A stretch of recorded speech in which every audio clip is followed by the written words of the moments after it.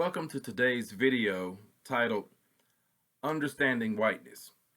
And what I want to do in this video is explain to you a term that scholars often throw around when we're talking about racism that a lot of people may not really understand. So when you're doing what's called critical race theory, we throw around terms like black, white, privilege, systemic racism. And when you hear words black and white, you're thinking about the color of a person's skin. But when we're using these terms in the discourse called critical race theory, uh, there's a lot more meaning there than a lot of people are aware of. And so what's happening is that these terms are kind of being thrown around. Scholars and educators and teachers, we understand the connotation, but sometimes that's getting lost uh, when people just, in everyday life are having these conversations and they're talking about these issues of systemic racism. So what I wanted to do is I interviewed two scholars who is going to just carefully walk us into understanding what is whiteness and how it functions.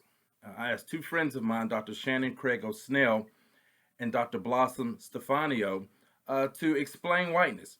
But before we go to the video, I just want to introduce you to some important texts you may want to spend some time with, because there's a lot going on in this country. There's a lot of chatter, a lot of conversation, a lot of dialogue, and that's a positive thing. It's a wonderful thing. But I think it's also important that we steward this moment by studying. And so there are books like, for example, White Fragility by Robin DiAngelo that is being read all over the country. It's a very, very helpful text.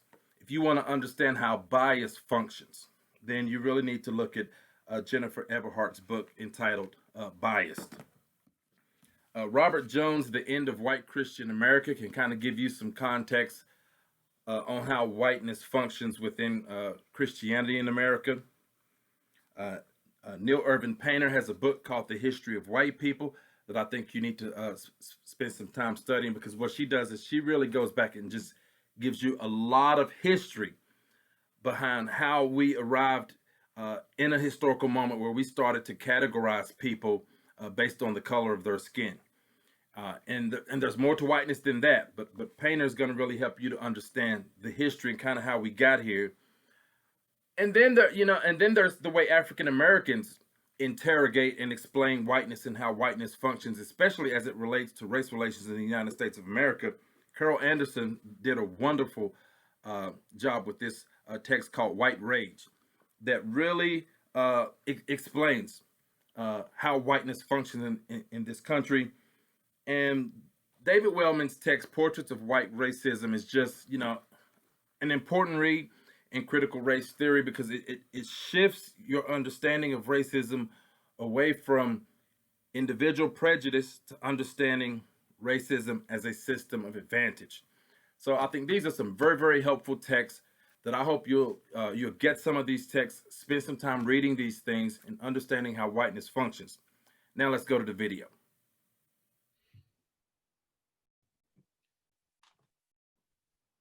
We're here with good friends of mine, Dr. Shannon Craigo-Snell and Dr. Blossom Stefaniw, great friends of mine who are going to spend some moments with us unpacking a concept that you've maybe heard tossed around, but you don't really understand.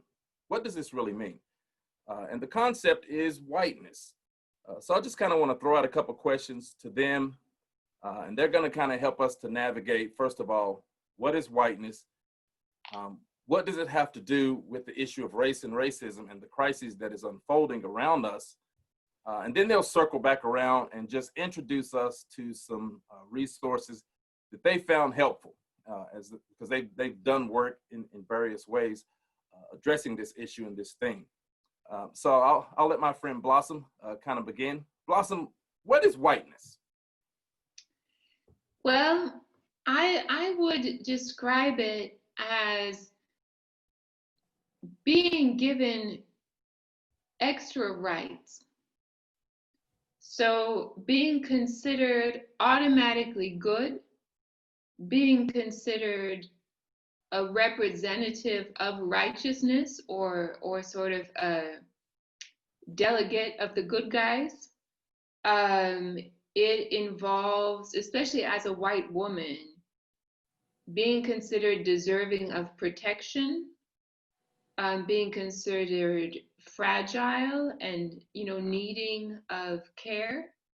And it tends to involve a sense that you are entitled to comfort and safety and ease.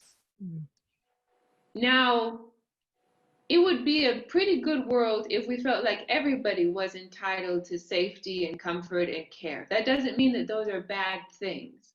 What makes the glorification of whiteness in the form of white supremacy dangerous is that these sort of extra entitlements are considered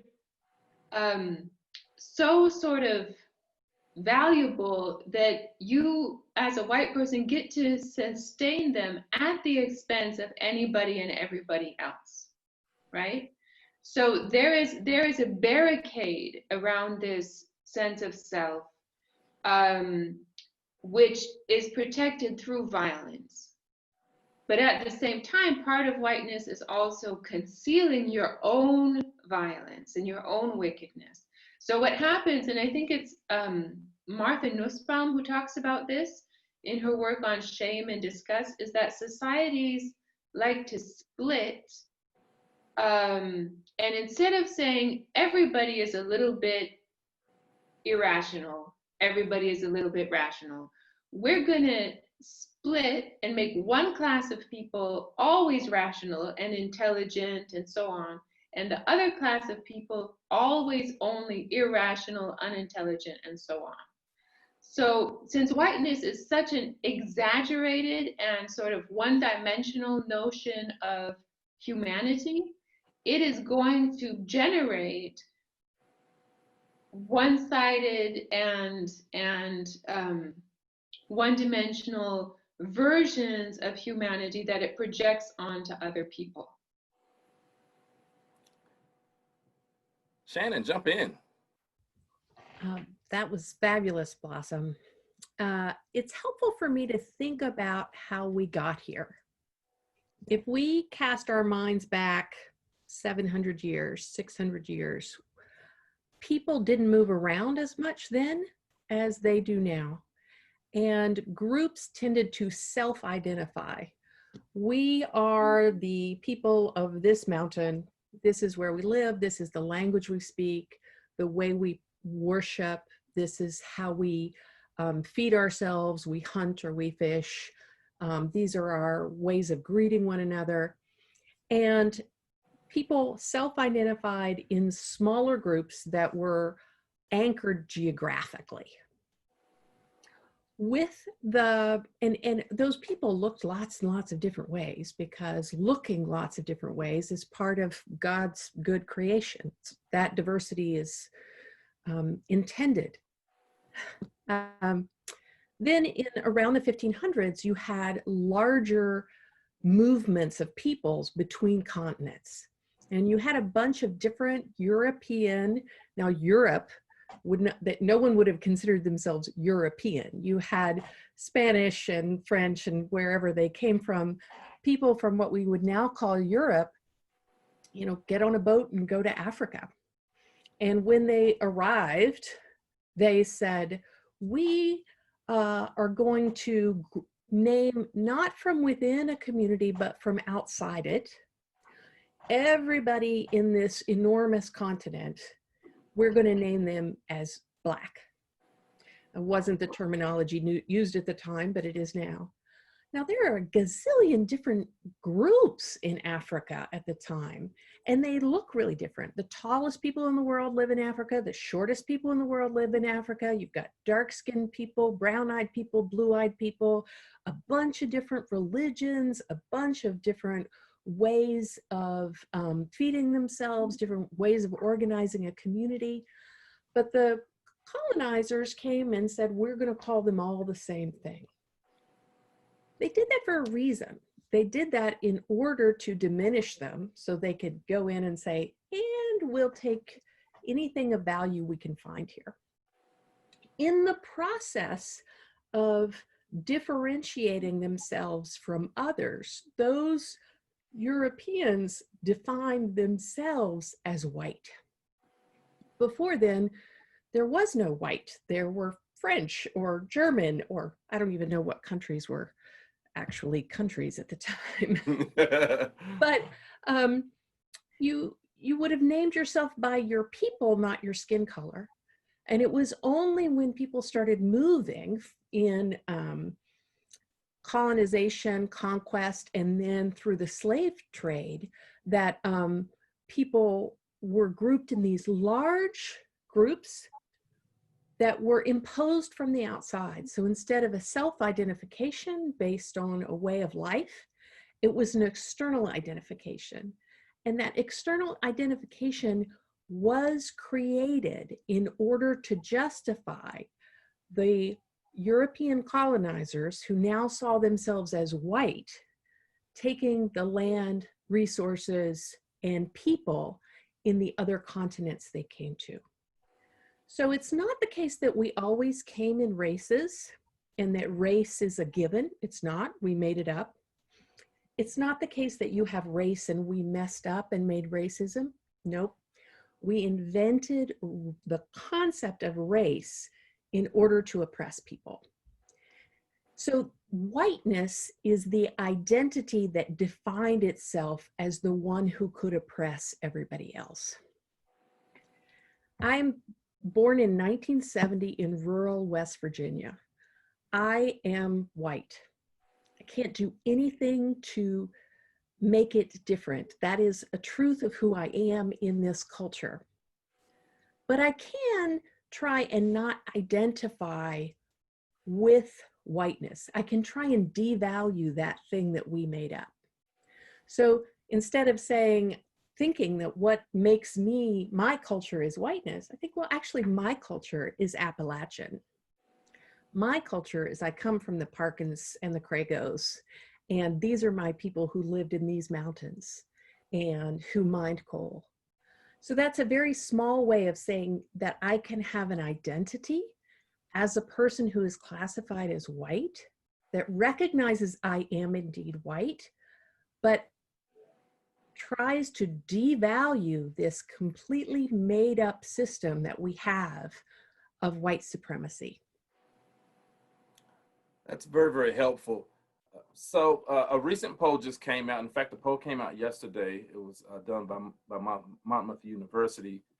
That said 74% of the people who took the poll believe that America has a problem with systemic racism. So, which that's no small thing, that at least the people surveyed were willing to concede that.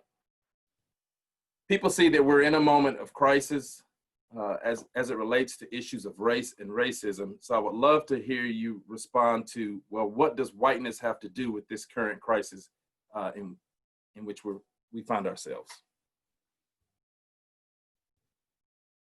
Well, I mean, the smallest answer, the shortest answer would be just to say it is the cause of the problem we have now.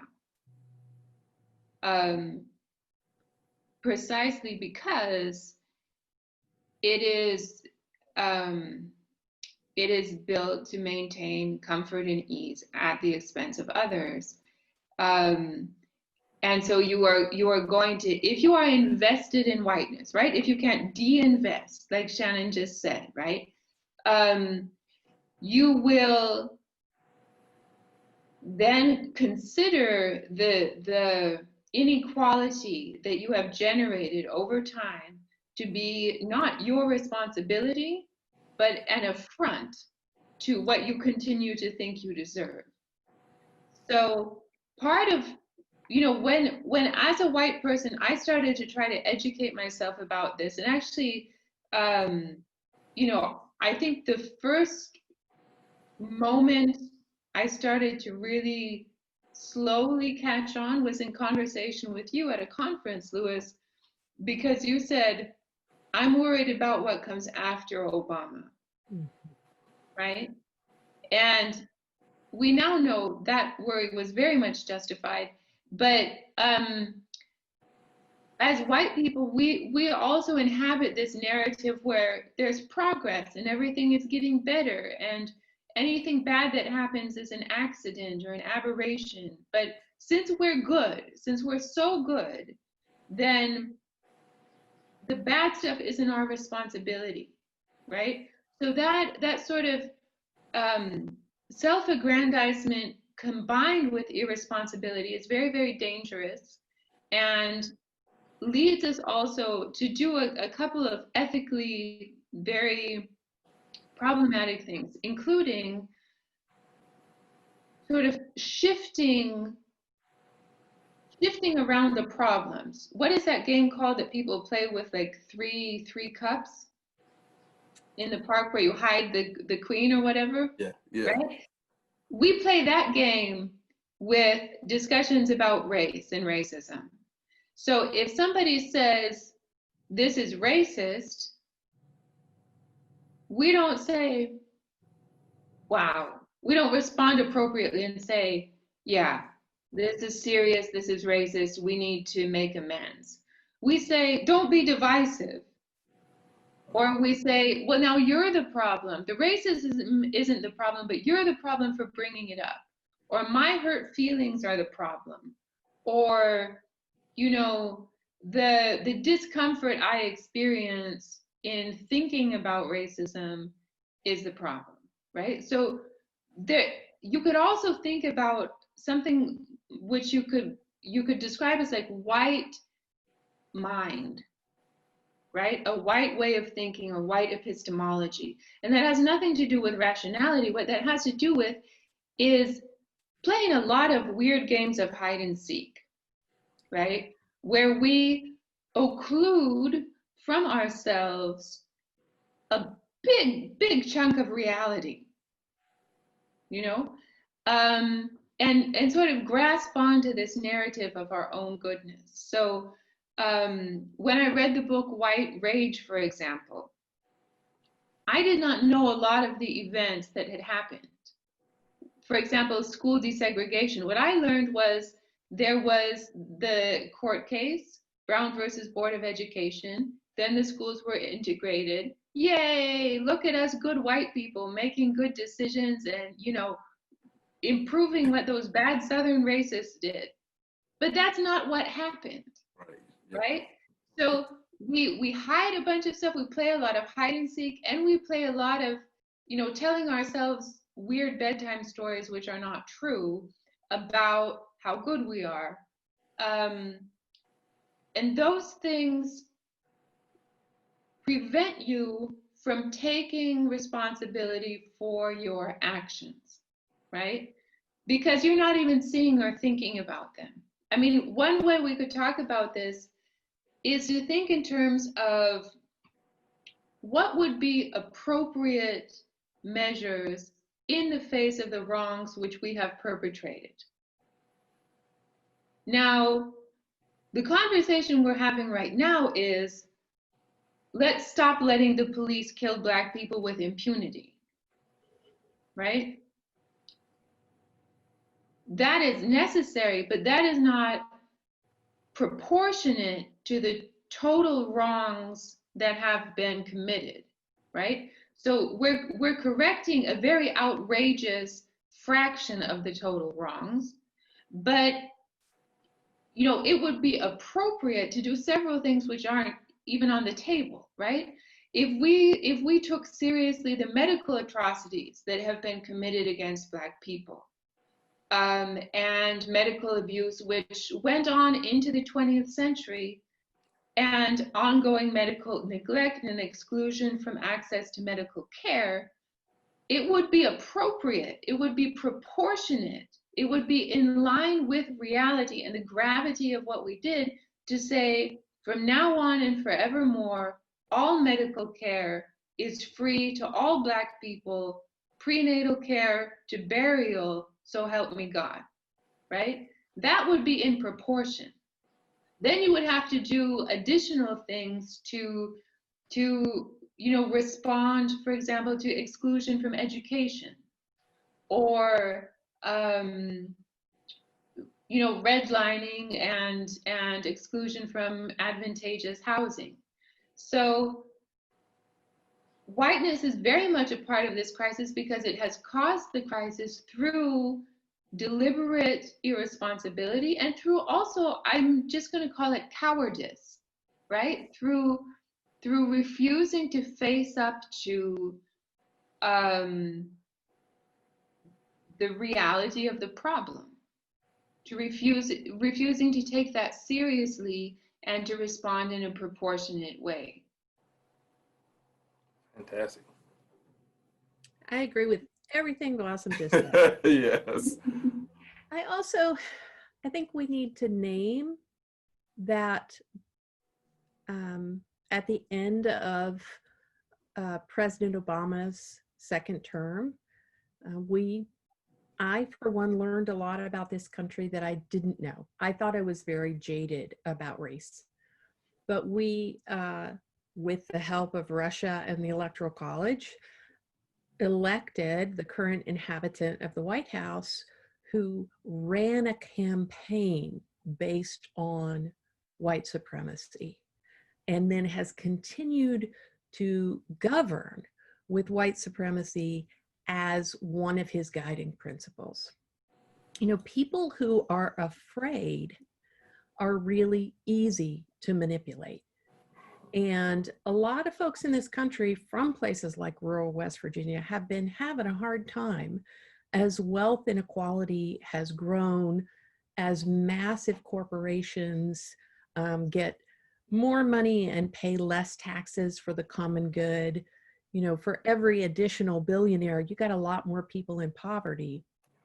And Donald Trump came in and said out loud what apparently a lot of folks in our country believe, which is that he said the cause of those problems is not the billionaires and the big corporations and climate change and things like that. The cause of those problems are people of color. Now, there was an article written by a scholar named Cheryl Harris that was published in the Harvard Law Review, and it's called Whiteness as Property. It's like 30 pages, one of the most eye-opening things I've ever read in my life. She goes through legal cases in the United States over a long period of time and demonstrates that the courts have upheld over and over and over again a notion that whiteness is an asset. So being white makes different schools available to you. Being white makes different jobs available to you.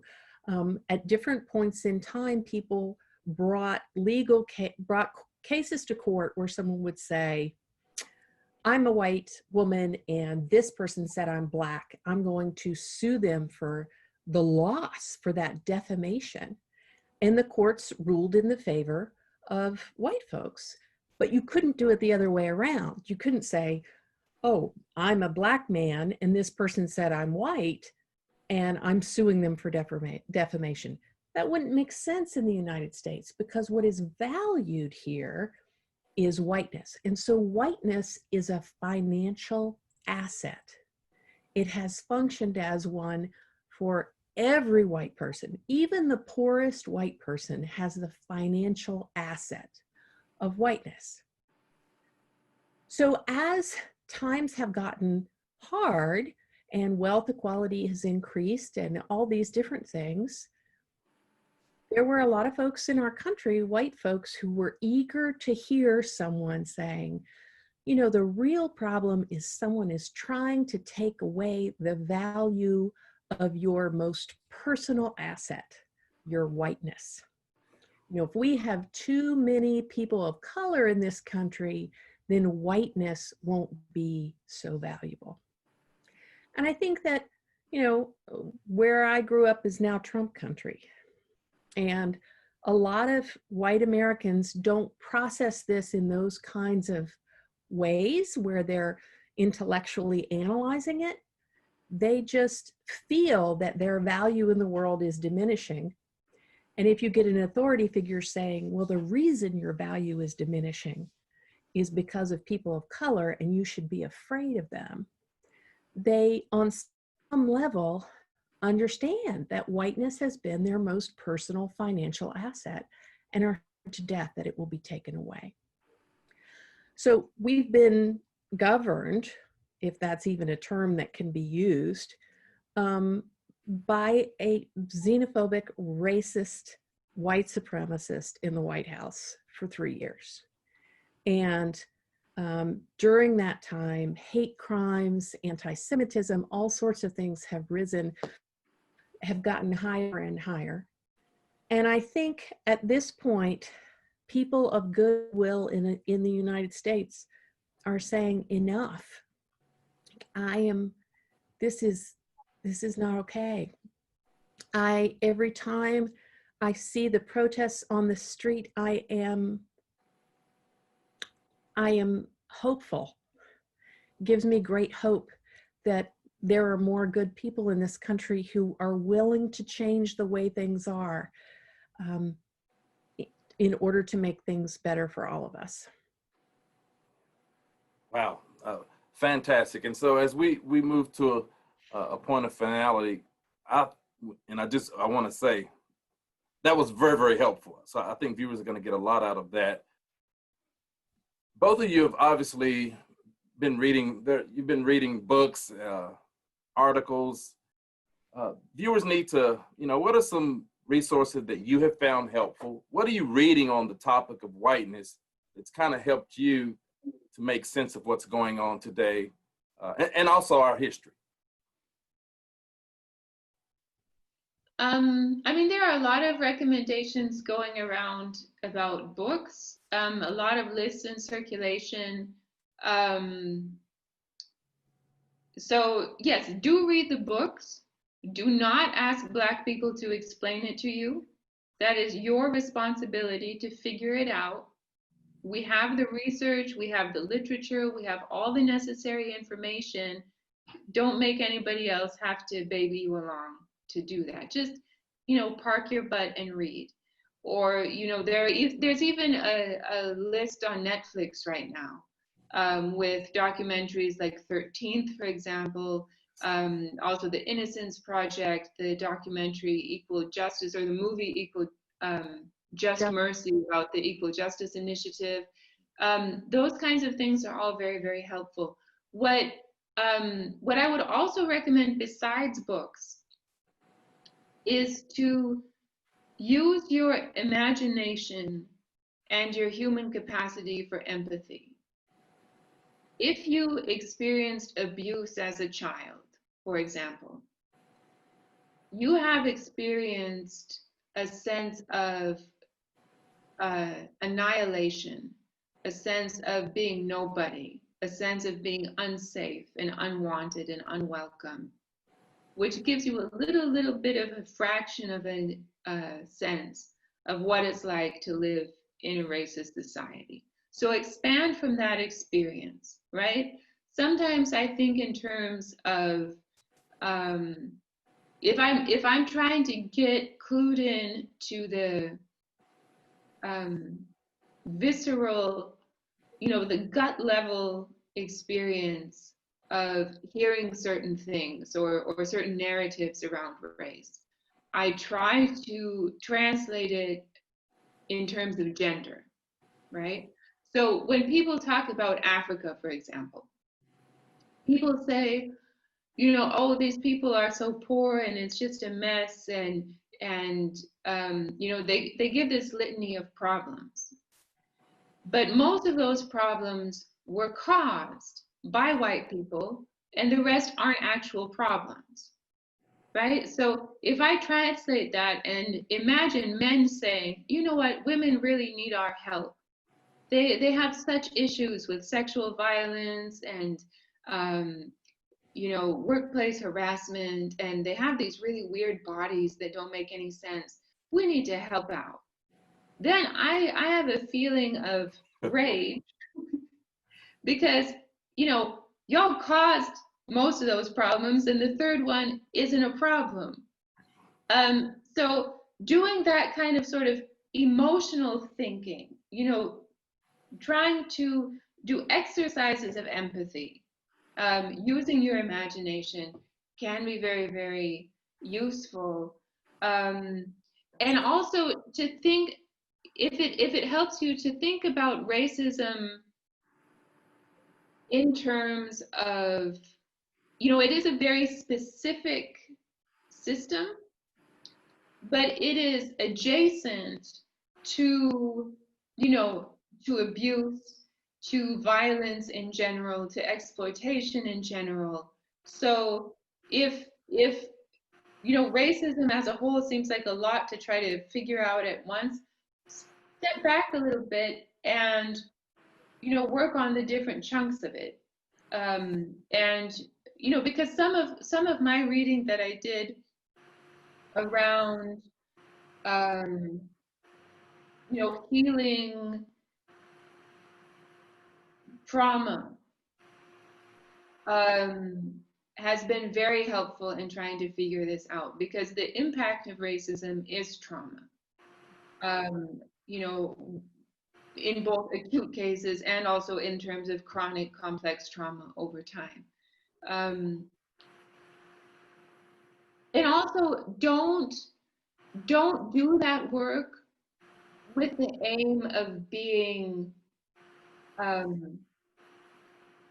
perfect and pure and good. If your motivation to educate yourself about anti-racism is to get off the hook for being racist and to reinforce your idea that you're one of the good guys, you're still participating in white supremacy, right? So just accept this is a messed up situation, right? We are all messed up. We are all involved in racism, right? There's not some kind of stance you can take up where you are, on the high ground and no longer involved. You're gonna just have to accept, like, there's blood on your hands. Being white means you are part of the profits of genocide and slavery. That's just how it is. We didn't plan that individually, but that is how the world has taken place. So, go into the work with a sense of humility, and also a sense that you cannot watch 2 documentaries over the weekend and, buy a t-shirt and then you're good. You're gonna have to, like, dig in and continue learning for the rest of your life. You can think of it as like trying to heal from addiction. The bad thing, the addiction, the racism is always there. It doesn't go away, but you have to learn how to relate to it in a different way. Fantastic. So I will recommend some books written for the express purpose of trying to get white people awake to these issues. White Fragility, Seeing My Skin, Waking Up White. Those are great places to start. You can also read How to Be an Anti-Racist. If you are a parent, if you're a white parent, there is an excellent book by Jennifer Harvey, Raising White Kids. But for the most part, I would say when you read the news, make sure that you are reading in whatever or watching current news interpreted and analyzed by people of color. So if you read on the web, read The Root. If you're on Twitter, follow some Black intellectuals. What is Anthea Butler saying about this? What's Brittany Cooper saying about this? Make sure that you are getting your day-to-day information, not just from white people. The other thing is, whatever you already love, if it's restoring old houses or gardening or canning raspberries, or you're a history buff, or you're into metaphysics, whatever it is, there are people of color who have written on that topic. You love mystery novels, there's books upon books upon books written by people of color. And so, yes, it's great to read about the problem of race and racism and white supremacy, but it's also wonderful to, but don't keep your reading about race off in a corner. Allow your entire bookshelf or movie collection or whatever it is to become desegregated and to become more inclusive. And you read about gardening from someone who is the descendant of people who were enslaved. You're going to learn some stuff in all of those different kinds of ways. So read as widely as possible. At a certain point, I realized, again, making the connection between gender, that I had been assigned in school growing up so many male authors that if I wanted the books I'd read to be equally men and women, I'd have to read only women for 10 years. Well, it took me longer to figure out that I've been assigned and forced and encouraged and recommended to read so many books by white people, I could go for decades reading only books by people of color before I would have a truly diverse bookshelf in my mind. Wow. Thank you all so much for sharing with us. Thank you. And it's lovely to meet you, Blossom.